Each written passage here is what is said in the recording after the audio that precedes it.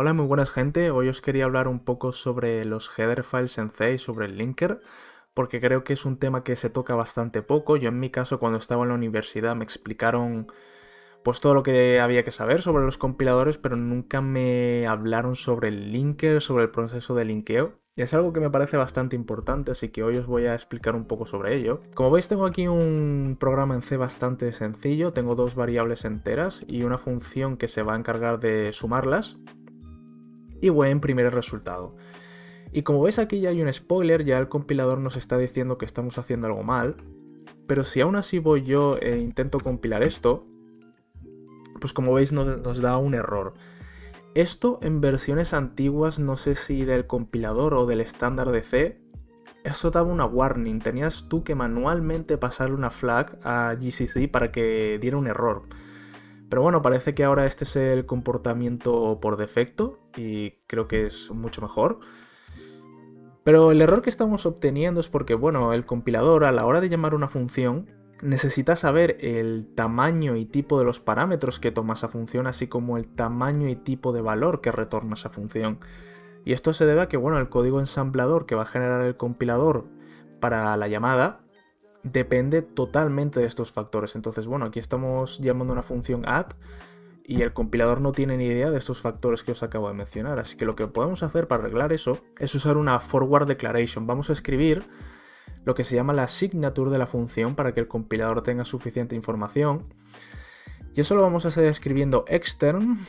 Sabemos que que add devuelve un entero y que toma dos parámetros enteros, a y b, aunque bueno, realmente no tenéis por qué escribir el nombre de los parámetros, podéis borrarlos y seguiría funcionando igual, pero la verdad es que todo el código que he visto en internet, todo el mundo sigue poniendo el nombre de los parámetros, pero bueno, una pequeña curiosidad para que lo sepáis. Así que bueno, si ahora guardo esto, intento compilar de nuevo. Como veis, ahora el error se ve bastante diferente y la razón es que este es un error del linker, ¿no? Como veis aquí LD, este es el linker. Y la razón es que cuando invocamos a GCC no solo se está llamando el compilador, sino que hay varias fases que se tienen que llevar a cabo para transformar ese código de alto nivel que hemos escrito en código máquina. Y ahora os voy a hacer un dibujo para explicar todo esto. Bueno, como os he mencionado, cuando invocamos a GCC se llevan a cabo varias fases y la primera de ellas toma como entrada nuestros archivos en código fuente C y esta etapa es la del preprocesador. El preprocesador pues se va a encargar de mirar instrucciones que seguro que estaréis familiarizados como include, define, ¿vale? Estas que empiezan con un hashtag y bueno, se va a encargar de ejecutarlas, procesarlas, sustituir lo que tenga que sustituir. Ahora mismo no nos interesa mucho. La salida de esto creo que tiene una extensión .i, si no me equivoco. Y esto se lo vamos a meter al compilador para traducir nuestro código de alto nivel en C a código ensamblador, ¿vale? Instrucciones como add, edx, ecx, push, edx, ¿vale? Este tipo de instrucciones se lo vamos a meter a, válgase la redundancia, al ensamblador. Ya sé que estoy escribiendo un poco mal, pero bueno, como os lo estoy dictando espero que estéis entendiendo, ¿vale? Y el ensamblador nos va a escupir lo que denominamos un object file, ¿vale? Nos va a coger este código en ensamblador y nos lo va a traducir a código máquina específico de la arquitectura donde estemos compilando. Y esto se va a meter al linker. Y el linker ahora sí que nos va a producir un ejecutable final, que en el caso de Linux es un elf, que podremos pues ya finalmente invocar para ejecutarlo. Ahora, el linker no solo toma un archivo, sino que va a tomar varios object files que pueden ser otras partes de nuestro programa, pueden ser librerías externas, ¿vale? Y se va a encargar, una de sus mayores funciones, la primera que os quiero demostrar, es que se va a encargar de ordenar cada uno de esos object files dentro del ejecutable final, ¿vale? Va a coger el código de cada uno de esos object files y va a mirar cómo incluirlo ¿vale? Dentro de aquí del ejecutable final. Entonces, la razón por la cual esta línea hace que el compilador se calle y el linker no, es por lo que yo considero la segunda mayor responsabilidad que tiene el linker, y es la de resolver símbolos. Entonces, ¿qué queremos decir con eso? Bueno, un símbolo es esencialmente un nombre que le damos nosotros a una región de memoria, y aquí podemos ver varios símbolos. Por ejemplo, tenemos A y B, tenemos result, add, incluso printf también es un símbolo. Son nombres de espacios de memoria. Y si os fijáis, pues realmente no hemos implementado add en ningún sitio, no hemos escrito el código de lo que tiene que hacer esta función. Y la terminología correcta es que hemos declarado add en esta línea, pero no la hemos definido. Y cuando usamos extern, le estamos diciendo al compilador que add está implementada en algún sitio y que no se preocupe porque ya será el linker el que se encargará de encontrar esa implementación, ¿vale? Le estamos como dando una promesa al compilador de que esa implementación la encontrará el linker resolviendo ese símbolo, ¿vale? El linker esencialmente lo que tiene que hacer es encontrar la dirección de memoria donde está implementada esta función y poner esa dirección en esta llamada. Y por cierto, dos cosas que se me ha olvidado mencionar es que aquí realmente no hace falta poner extern. Las declaraciones de las funciones en C se asume que son implícitamente extern, no sé si es tema del estándar o del compilador, pero bueno, no hace falta poner esto, hay programadores que lo ponen, hay programadores que no, ya depende de preferencia. Y si os preguntáis por qué hay que poner esto arriba y no podemos esto ponerlo en cualquier parte del programa, es que bueno, el compilador genera código en el orden en el que lo ve, así que tiene que ver primero la forward declaration para tener la información que os he mencionado antes que necesita.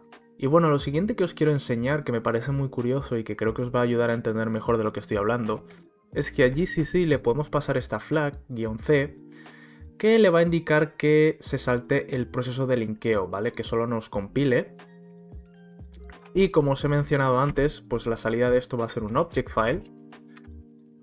Así que si ahora miráis, tengo este object file de aquí, y si lanzo un file sobre este archivo, como veis nos dice que es un relocatable. Así que como curiosidad, si yo intento ejecutar esto, como veis el shell me da un error, me dice que este ejecutable tiene un formato erróneo porque es un object file, no es un ejecutable final, ¿vale? Así que si yo ahora hago un object dump sobre este object file, si tenéis curiosidad, esto quiere decir que me genere código ensamblador con la sintaxis de Intel, porque la de entity me parece horrible, y el guión es para desensamblar.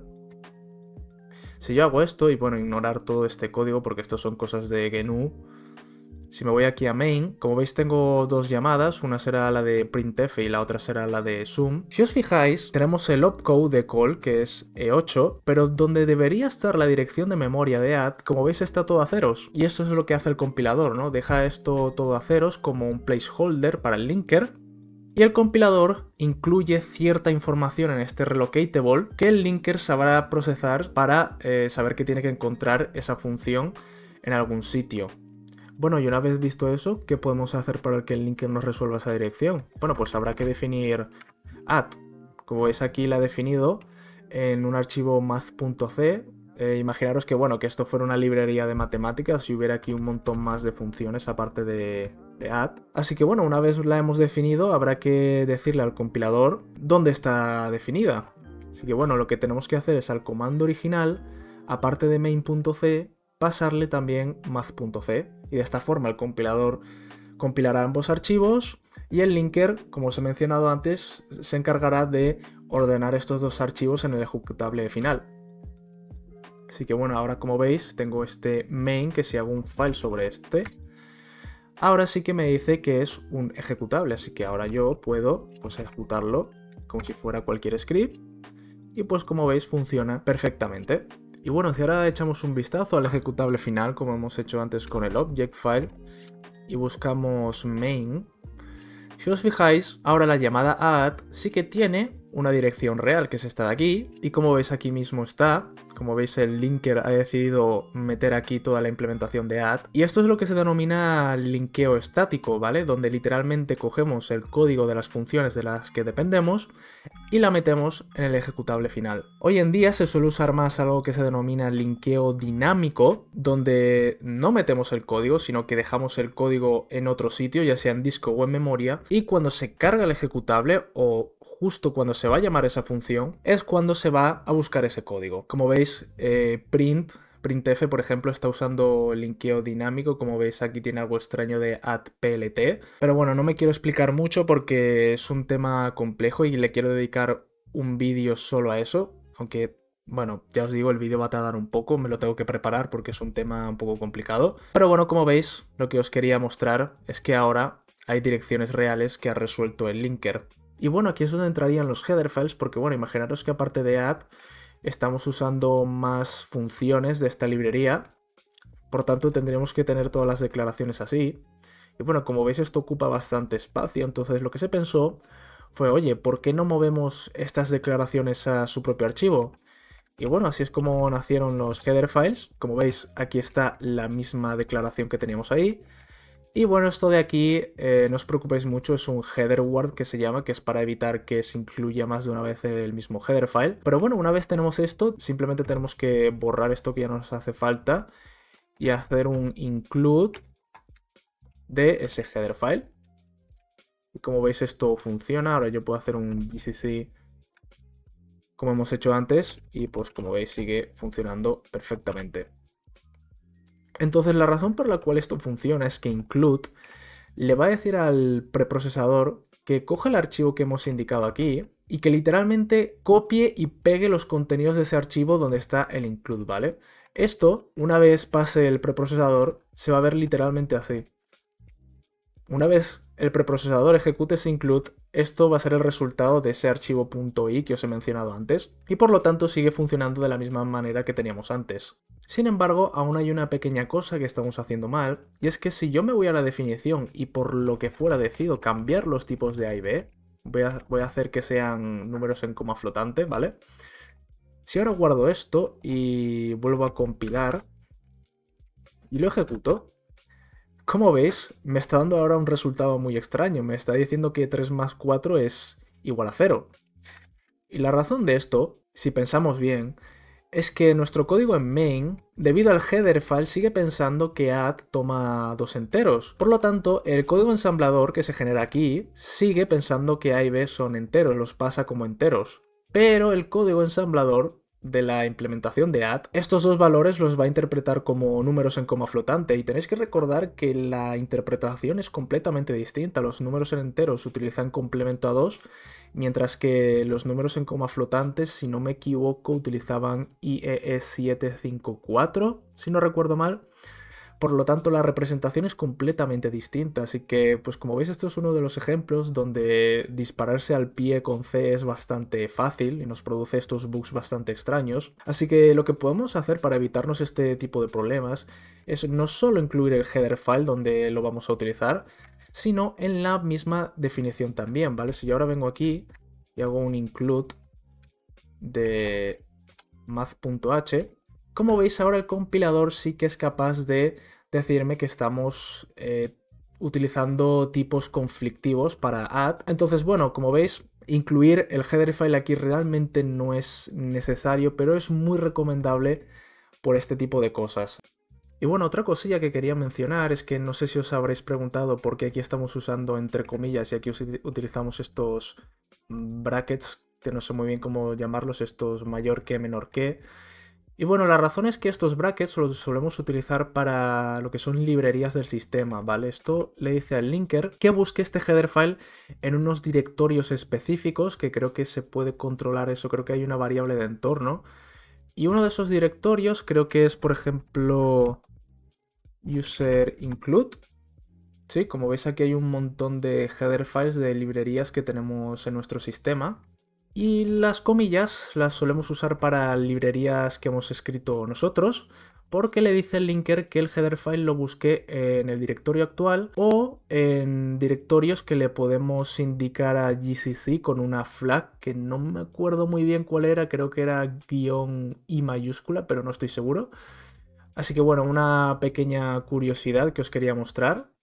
Bueno, y os seguiréis preguntando por qué seguimos utilizando header files, por qué no simplemente usamos las forward declarations y ya está. Bueno, hay 4 razones que se me pueden venir a la cabeza y para demostrarosla he abierto este proyecto que hice algún tiempo, que es como una librería para abstraer las strings de C y poder usarlas como si fueran strings de lenguajes más modernos. Y la primera razón es que, bueno, imaginaros que la librería que estamos usando es de código cerrado. Como usuarios de esa librería, nosotros igual necesitamos información de cómo llamar a las funciones, qué funciones hay, qué parámetros hay que pasarles. Entonces lo que puede hacer en ese caso el desarrollador es darnos un header file y eso nos da toda la información que necesitamos. Sabemos qué funciones están expuestas y cómo usarlas, así como documentación. Como veis aquí estos comentarios, si yo le pido información al LSP, pues como veis, me sabe interpretar esos comentarios y me los enseña aquí, lo cual es bastante útil. Por lo tanto, en este caso, el header file serviría como una especificación de una API, entonces nosotros solo tenemos que incluirlo y ya podemos usar esa librería sin necesidad de haber visto el código fuente. La segunda razón por la cual los header files son bastante útiles es que nos permiten implementar funciones privadas. Como veis aquí tengo esta función allocateText o esta de aquí abajo start and finish. Pues estas funciones, como veis, no las he declarado aquí en ningún sitio. Y eso lo que me permite es que el código aquí main que está usando la librería no tenga ni idea de estas funciones, porque main aquí solo sabe de las cosas que está exportando el header file. Por lo tanto, como veis, podemos implementar funciones privadas como lenguajes más modernos. Sí que es un poco extraño, pero bueno, en C pues tenemos que trabajar con lo que tenemos y tenemos que usar estos trucos para tener algún tipo de comodidad que nos dan los lenguajes modernos, pero como veis, bastante interesante. La tercera razón es mantenibilidad, porque imaginaros que tenemos varios archivos que dependen de esta librería.